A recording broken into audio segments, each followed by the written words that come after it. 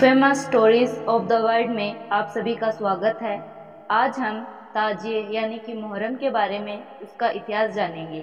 मुहर्रम अर्थात ताजिया मुस्लिम धर्म के प्रमुख त्योहारों में से एक त्यौहार है।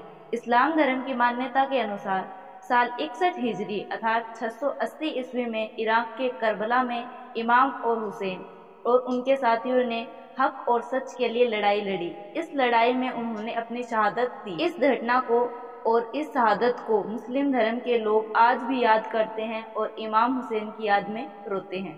मुहर्रम के इस दिन मुस्लिम समुदाय के लोग ताजिए निकालते हैं। योम आशूरा के दिन मुहर्रम की 10 तारीख को ताजिए निकाले जाते हैं। इस दिन को मुस्लिम मातम का दिन भी कहते हैं। मुहर्रम के दिन जो ताजिए निकाले जाते हैं वे इमाम हुसैन की शहादत और कुर्बानी की याद में निकाले जाते हैं तथा ये ताजिए इमाम हुसैन की इराक में दरगाह की प्रतिकृति या नकल होते हैं। करबला का मैदान इराक की राजधानी बगदाद से 100 किलोमीटर दूर उत्तर पूर्व में है, जहां 10 अक्टूबर 680 ईस्वी को अर्थात 10 मुहर्रम 61 हिजरी को करबला की जंग हुई, जिसमें 40,000 की सेना वाली यजीदी फौज ने इमाम हुसैन को शहीद कर दिया, जिनके साथ केवल 72 साथी थे जो सभी शहीद हो गए। इस घटना को विश्व इतिहास में एक महत्वपूर्ण स्थान दिया गया है। ध्यान रहे, इमाम हुसैन मोहम्मद साहब के नाती अर्थात नवासे थे। ये तो हुई करबला की जंग और इमाम हुसैन की शहादत की बात। अब हम जानेंगे कि हिंदुस्तान में ताजिए की शुरुआत कैसे हुई। हिंदुस्तान में ताजिए की शुरुआत मोहम्मद बिन तुगलक के शासनकाल से मानी जाती है। घटना कुछ इस प्रकार है।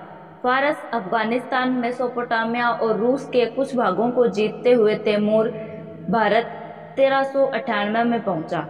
इसके साथ 98,000 सैनिक भी भारत आए। दिल्ली में महमूद तुगलक से युद्ध कर अपना ठिकाना बनाया और यहीं उसने स्वयं को सम्राट घोषित किया।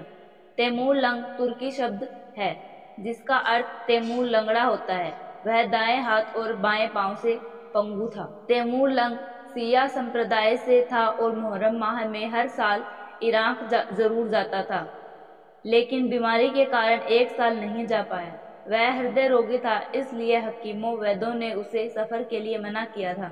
बादशाह सलामत को खुश करने के लिए दरबारियों ने ऐसा करना चाहा जिससे तैमूर खुश हो जाए। उस जमाने में कलाकारों को इकट्ठा कर उन्होंने इराक के करबला में बने इमाम हुसैन के रोजे कब्र की प्रतिकृति बनाने का आदेश दिया। कुछ कलाकारों ने बांस की कीमचियों की मदद से कब्र या इमाम हुसैन की यादगार का ढांचा तैयार किया। इसे तरह तरह के फूलों से सजाया गया। इसी को ताजिया नाम दिया गया। इस ताजिए को पहली बार 801 हिजरी में तैमूर लंग के महल परिसर में रखा गया। तैमूर के ताजिए की धूम बहुत जल्दी पूरे देश में मच गई। देश भर में राजे रजवाड़े और श्रद्धालु जनता इन ताजियों की जियारत दर्शन के लिए पहुंचने लगे।